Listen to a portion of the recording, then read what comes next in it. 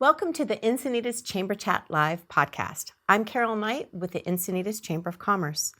With the help from my talented friends at Max Deluxe, we will showcase the many aspects and unique qualities of the Encinitas community. Whether it be focusing on local business owners, advice from experts, or highlighting some of the local gems Encinitas has to offer, we hope you'll find this podcast informational and entertaining. The Encinitas Chamber of Commerce is hosting State of the City on Thursday, March 21st from 5:30 to 8 at the Encinitas Community and Senior Center. It's a wonderful evening for the community to network, but more importantly, attendees can hear an update from the Chamber of Commerce, our 3 101 Main Street associations, our 4 city council members, and of course from our Mayor, Tony Kranz. To give us a sneak peek into State of the City and give us an update of what is going on in the city, I have with me today Mayor Tony Kranz. Welcome back. Thank you. Glad to be here. Wonderful to have you here today.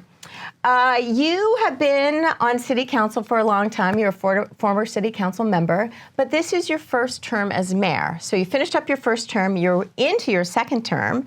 How are you feeling about things? Well, it's been going, I think, fairly well.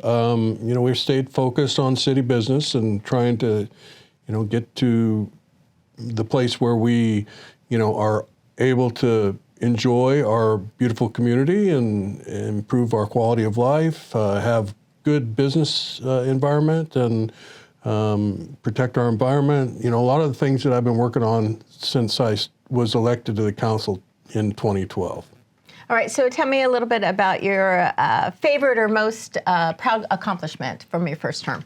Well, the first term, I would say the accomplishment that I'm most proud of is the ability to acquire a beautiful piece of property on the northwest part of town. It's commonly known as Surfers Point. Mm-hmm. It's about 1.5 acres of pristine land that overlooks the Bataquitos Lagoon and Ponto Beach. Across the street from the resort hotel, Alila Maria. And so we're now going to have that as an asset for the community and looking forward to having the opportunity for people to enjoy that open space. So it will be kept as open space. I did read that the indigenous people have a petition going about sort of a give back. Are they going to be able to be involved in what that use is? Well, absolutely.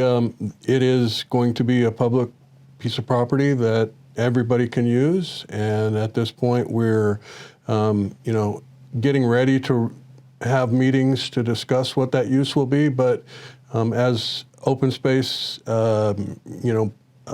passive use park, mm-hmm. Everyone will be welcome to use the land. That's really wonderful. I love the fact that we are preserving that area and what, as you said, a beautiful piece of property in a prime location. Well, and it's important to the indigenous peoples. It's been a part of their community for centuries, and there's a lot of artifacts in the Bataquitos Lagoon area that show how they harvested shellfish in that area, mm-hmm. and it was a part of their lives and livelihood. That's the resource that helped to feed them. So I appreciate the fact that the Native peoples are very interested in the future of that land. Yeah, it would be good. It'd be good input to have them at the table, basically. Correct. All right. So before you became mayor, there was another big purchase, and that was Pacific View. Yes. And that is coming to fruition pretty soon, right? Yes. So it's the 10-year anniversary of the city's acquisition of Pacific View from the Encinitas Union School District. The city paid $10 million to the school district to acquire that site, and it had been trying to become an art center operated by a nonprofit organization, and it was just running into challenges right and left, and eventually the city council, we decided that we were going to make the improvements to the facility that would allow us to use it again. And so it's another investment of approximately $7 million in upgrading and rehabilitating the structure. Architect and the engineers agreed that the bones were still quite solid on the building, so it took a little bit of repair to the aesthetic part of the building, but it is going to be a wonderful place for the community to gather, and it's going to be focused on the arts. All right, so walk me through that a little bit. What does that mean, focus on the arts? Can people rent space? Are there classes, instruction, studios? We're rolling it out with mostly instruction and classes. There will be some ability to rent space, but for the time being, it's going to be somewhat limited. The uses for the property, we're currently going to operate under the existing zoning and the uses that are allowed on public, semi-public zoned land. So until we have an opportunity to either change the zoning or add some activities that are allowed under that zoning, then it's going to be essentially used as an educational facility. And so we're offering opportunities for people who want to conduct classes there. They can sign up and pitch their class. The city already has a number of classes we offer through the city website, through the Parks and Recreation Department, and so it's going to be essentially the same type of activity where you can go in and sign up for a class, but the classes that we're currently offering at the Community and Senior Center that are arts related are going to move over to Pacific View. Oh, that is wonderful. What a great use of that space. Looking forward to it. And to be able to refurbish, refurnish, update, and make it a viable option for the community is really quite cool. Yeah, I'm excited. The school was built in the late 50s. There have been a number of people that still live in the city that went to school there. My kids all went to school there. Keeping it essentially as it was back in the day, I think is an important part of keeping faith with the community as far as the historic use of that site. What I think that the community really didn't want to see was the development of condos and townhomes there. So there was some talk about residential development there, and while I recognize we have a desperate need for more housing, I just didn't think that historic site that has been public since the 1880s should be developed into housing at this time. Right. Good point. Which is a good segue into the Quail Gardens property, right? I know there's been discussion recently on what that looks like. Is that city-owned property as well? It is. It's commonly referred to as L7. It's 634 Quail Gardens Drive, and it's property that the city acquired a long time ago. And it was originally intended to be a park, but since housing has become a crisis, it has been part of the housing element update conversation for quite some time. So right now we're exploring the possibility of developing housing there that matches the current zoning that it has, which is RR1, which means one dwelling unit per acre. Okay. So it's not intended to be multifamily housing because we have enough of that on both ends of Quail Gardens Drive. So, and it's early in the process, and certainly the people that live in the vicinity of that property are very engaged, but I know that the rest of the community will also get engaged on the issue. Right. And I know Fox Point Farms on the other end is coming to fruition. Actually, EcoFest is going to be held there this year. Yes. So I think they are trying to get ingrained in the community. Again, people have a strong feeling either way on that, but I think they're doing a lot of good things and the right things for Encinitas. I did get a tour there the other day. Oh, you did? And okay. So I know that it is going to be a very popular location. It's going to have a wonderful restaurant. It's got a craft beer brewery there. It's going to have a couple acres of row farming going on, so there will be opportunity to purchase some of the product that gets grown there. I know their plans include growing coffee beans that will be roasted there on the site. And then there's Shea Homes is building some pretty awesome housing there as well. So. Right, that's exciting, really exciting. Yeah, I haven't had a chance to take a tour yet, but it's on my list, and you had me at craft beer. Yeah, there you go. Shifting gears a little bit, there's two things that are always in the news: e-bike safety and e-bikes, and the homeless situation here in Encinitas and across San Diego and North County. So can you expand a little bit on the e-bike safety and where we are with education? I think it's Tasha Borner's office has a bill talking about licensing kids under 12, and what's the city of Encinitas doing? Well, we're looking at that bill and likely to support it, but The reality is that e-biking has become very popular, especially here in Encinitas, and why not? We have, a climate where climbing on a bike is a perfectly reasonable option, and especially for young people. But some of the young people that are riding bikes have never driven a car, and so this notion of having a machine that will allow you to go a little faster, allow you to swerve in and out of traffic and things like that, I think it's really important that we educate those young riders. We also have some older riders that could use some re-education as well. Right. It's been a long time since they learned how to ride a bike. That's right. So, we have stepped up our opportunity for education. We hired a mobility manager at the city, Nick Buck, a longtime city employee who was instrumental in the Parks and Rec department, and he's a big bicyclist himself. So he is leading the efforts to get more people some safety training. And we're working with the school districts, trying to reach as many people as possible. Right. Good steps in the right direction. Yes, and we're continuing our efforts to improve bike facilities. Santa Fe Drive is currently under construction. You may have noticed. Yep. That's going to have bike paths that will be protected, and so a lot going on right now in that particular corridor, and we're making changes all around town. We have, as a result of the bike emergency that we declared when a young man was killed at the intersection of Santa Fe and El Camino Real, we have been exploring through our city traffic engineer's office more improvements that we can make for bike safety. Okay. And so he has put together some proposals, and we've adopted some, and they're going to be under construction here soon. Oh, good. Fantastic. Yep. The more education, the better. And obviously everyone wants a safe space to drive in and to bike and to walk. Yes. And so the other other hot button is the homeless population. And I know the city of Encinitas just entered in an agreement with Vista. Correct. An emergency shelter. So can you expand on that a little bit and what that means for the city of Encinitas and our population? Well, it's a shelter that we have partnered with the city of Vista. They have 36 beds there. We have 12. So it's a 75-25 split.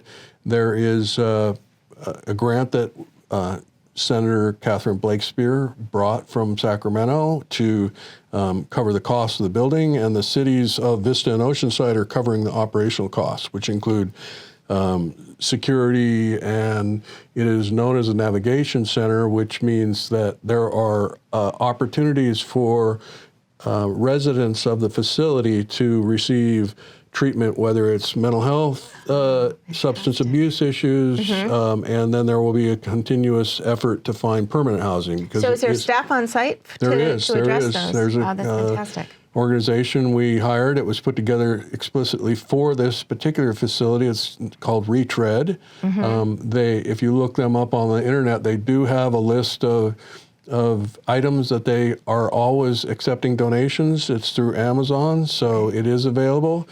We cut the ribbon on Friday. They took their first residents on Monday, and some of the people that are now living there came from Encinitas, and there will be more. So how does that work? If our task force are homeless, I know they have a name, I'm sorry. Yes, it's the Hope Team. The Hope Team. It is a group. Identifies someone in need? Yep, and basically we have social workers that are out on the streets working with deputies that, they are getting to know the homeless in our community and in an effort to find them services that will get them off the streets. It's a constant challenge. The issue of homelessness is some people who have become homeless are not interested in accepting services. Some are either due to mental health issues or substance abuse issues aren't making really good decisions. So in the past, when we didn't have a shelter, it was a little more difficult to compel them to accept services, and now that we do have a shelter, it's an extra tool in our in the team's tool belt to try and get them off the street, which is key. Yeah, the Hope team has been really remarkable. We had the chamber hosted a Coffee on the Camino, and we had the Hope team come in along with the sheriff department to educate the community and also give the business owners and folks some tools if they see a situation and they don't want to address it or should not address it themselves. So they've been really a big support, I think, for the community. Well, it's frustrating. It's a visible problem that is really disconcerting because you hate to see people in that condition. Some businesses in the city are really challenged by trying to do business when a homeless person is sleeping in their doorway. And, I don't blame them. It would be really frustrating to experience that frequently. And so we have a team dedicated to try and address that. And we're doing everything under the law that we can in order to get people to accept the opportunity to use the shelter, the facility that we have. Good. And even businesses, I mean, things that the Hope team can counsel you on are your landscaping outside your business. Don't have a lot of bushes and things like that, and things that perhaps that business owner hasn't necessarily thought of. So, again, a good resource for residents and businesses. No question. I have a whole list of questions here for you. All right, another hot topic is with the recent rain and the flooding, especially in Leucadia. I know there's this big the streetscape project. Has that been amended to address the flooding, or is that going on as planned, or the original plan? It's going forward under the original plan. The original plan included about $6.7 or so million worth of stormwater facilities as part of the project. And we also received $4 million from Congressman Mike Levin, who secured that for the city of Encinitas to start the big pipe that we need in order to convey more water. Right now, the pipe that runs from essentially the Panican north to La Costa to the Batiquitos Lagoon is only 24 inches in diameter. And it fills up Doesn't hold fast. a lot of water with the amount of rain we've been getting, Correct. I imagine. So the pipe that we're going to start installing as part of Streetscape, based upon the $4 million that Congressman Levin got for us, is going to be 68 inches in diameter. So it's going to add capacity. There's no question. It's going to take tens of millions of dollars to get that whole pipe built. So eventually it will run the same length from essentially La Costa Avenue to Panican, but we have to find tens of millions of dollars more in order to actually build that pipe. Wow. Because my question was, is that plan accelerated due to the flooding? But it can't be because of funding. Yeah, it's a funding issue at this point, but we're going to be adding capacity. There's no question that the Streetscape is going to add capacity to the existing system. Right. And I know FEMA has declared a state of emergency or declaration of emergency. So those business owners who have been affected and residents who have been affected can. That's true. Can. There's a website that they can go to. I know it's available through the city's social media pages. Has a link to it as well as the city website. Right. All right. So a little bit of Leucadia. Let's focus our shift over to El Camino Real. Last time I had you on, the El Camino Real specific plan had sort of stalled. But I hear rumors and rumblings that it's back up again, and there's a plan or a basis for moving forward with that. Well, we're trying to determine the best path forward. What really inspired getting it going again were two laws that came out of Sacramento that went into effect last July 1st. And they're known as SB 6 and AB 2011, which allow for commercial property owners to develop housing by right on their property. And so what we're trying to do is catch up with that law to define what that housing will look like. And so there are... So a live-work type of situation, or it could be anything? It could be mixed use, yes. And, hopefully there would be the opportunity to live, work. I think the challenge is that, the question, what kind of pay people are getting when they work there, whether they will be able to afford it, because even at low income rents, it's still pretty pretty expensive. Yeah, I mean, El Camino Real is prime property right there. Correct. So it's, but that's what caused us to basically, say, hey, let's get this going again and take a look at what the best direction is. Right. And on a related note, again, going back to Coffee on the Camino, the Chamber's organized monthly meetings and trying to get those businesses and residents that have popped in, but businesses to give them a collective voice and bringing in, special guests. Again, we had the Sheriff and Fire. I think we have Bruce Eilers in a couple weeks and talk about what's going on in the community and how they collectively can have a voice. Yes, and it's important. This is, El Camino Real Corridor is really critical to the success of the city. We want to have thriving businesses there. We just cut the ribbon on a new grocery store, and so it's still a place that people want to move and do their business there. So Grocery Outlet just opened up on Friday. It's a wonderful store, great new owners. Yeah. People that are very interested in becoming a part of our community, and those are the type of people that are attracted to doing business in Encinitas. So we need to continue to focus on finding ways to make doing business here in Encinitas overall easier, but we need to focus on our El Camino Real Corridor because there's no question that sales tax is an important part of the revenue that comes into the city of Encinitas. So successful businesses out here are key to that. This is the area, El Camino Real area is where most of our sales tax revenue comes from. You're just feeding me my questions today. So the sales tax, no one wants to pay more, but sales tax increase is on, not the ballot yet, but it's on the docket? Yeah, we had a conversation about it the other day. This is, it's been a year since we appointed an infrastructure task force, and the goal of the infrastructure task force was to look at the capital projects that the city has been unable to accomplish because of the amount of revenue that we bring in isn't adequate to do all that we truly need. Okay. Stormwater facilities, for example. We have the plans to build the complete pipe in Leucadia, but we don't have the $22 million that it would cost to do that. So we commissioned some polling to look at the appetite the community has for the possibility of a 1 cent sales tax that would be dedicated to the city of Encinitas, and it was I think the pollster calls it basically a feasible idea because approximately 60% of the people supported the idea. And so we're now doing additional community outreach.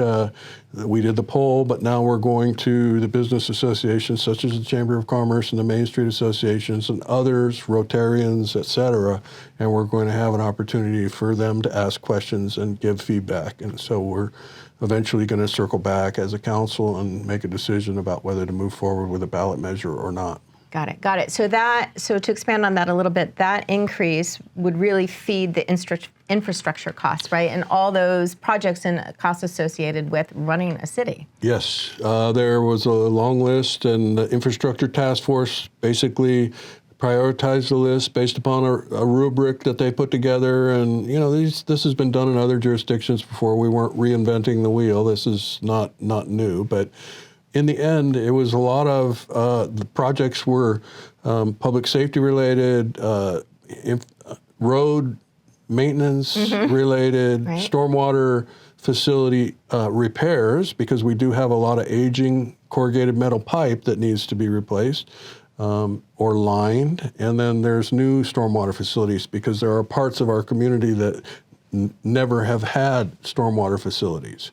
So the cost of putting that in is significant, and that's what this sales tax would be going towards. Got it. So the next step is more polling and a recommendation, and then the residents vote on it. Yeah, so there wouldn't be, I don't anticipate any more polling, but there will be face-to-face conversations where we have a group that's very experienced at this, and the feedback that they get in the field when they go to these meetings of civic organizations or neighborhood groups. There are ways, anybody that's interested in putting a group together that to hear the presentation, I'm sure that you could do that through the city. So, right. And then, one last thing that didn't get mentioned, we currently spend approximately $4 million a year on resurfacing the streets in the city, and rains have really made it much more difficult to do all the work that we need to do with $4 million.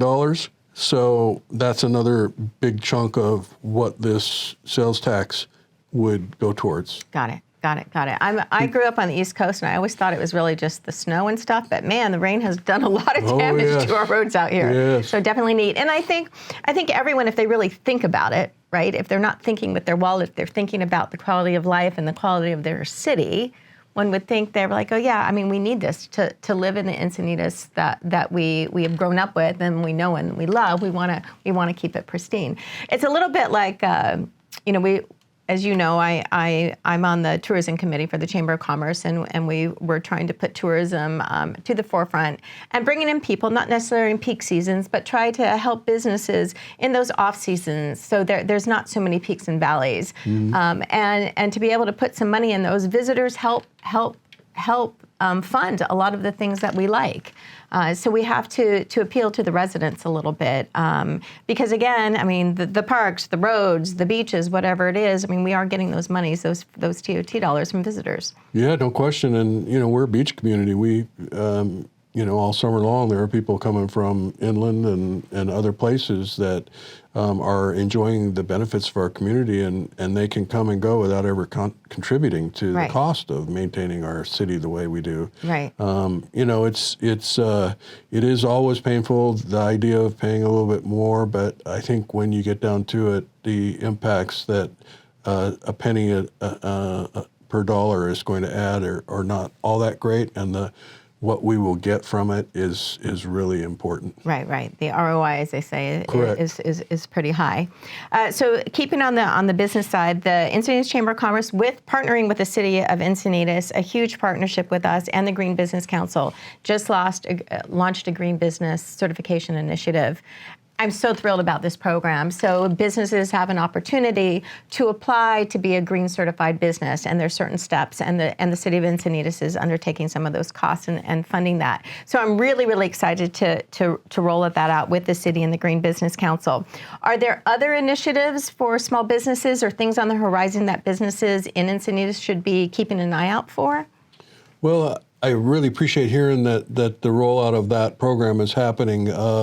The residents of Encinitas have always had a really strong environmental ethic, and so making sure that people are doing what they can to address environmental issues is really important to the members of the community. So getting that certification and having that hang in the window of businesses is going to be something that will provide them some cachet with the community. So I appreciate that. We also are doing, outreach on issues related to our development services department. So if you want to change the way you're doing business or improve your business facade or maybe make adjustments to the inside of your business, these are all things that we're working to improve the flow of permitting reviews through our city. Good. People will be happy to hear that. Yes. And, it got to be pretty challenging during the pandemic, and we're still working our way through that. It's still not perfect, but we're definitely focused on addressing the issues that are associated with that.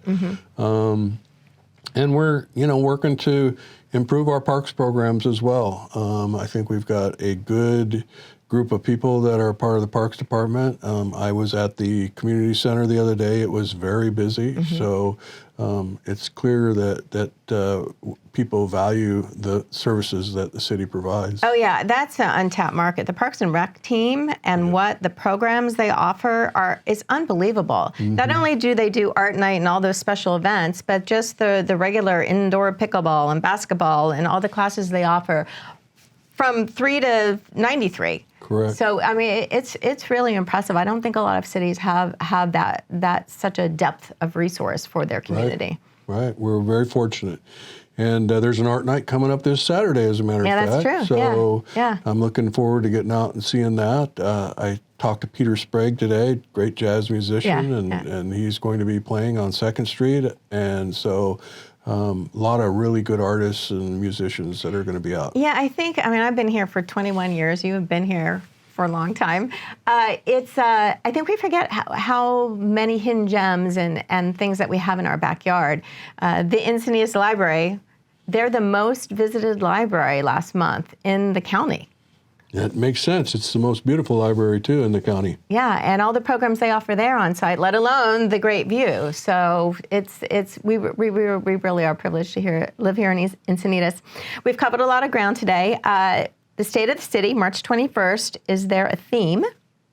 Investing in the future. Mm-hmm. Investing in the future. Yep. All right. So without giving your entire address away, what does that look like? We're going to talk about a number of things. We're going to talk about Pacific View, as you mentioned. It's really exciting to have that opening.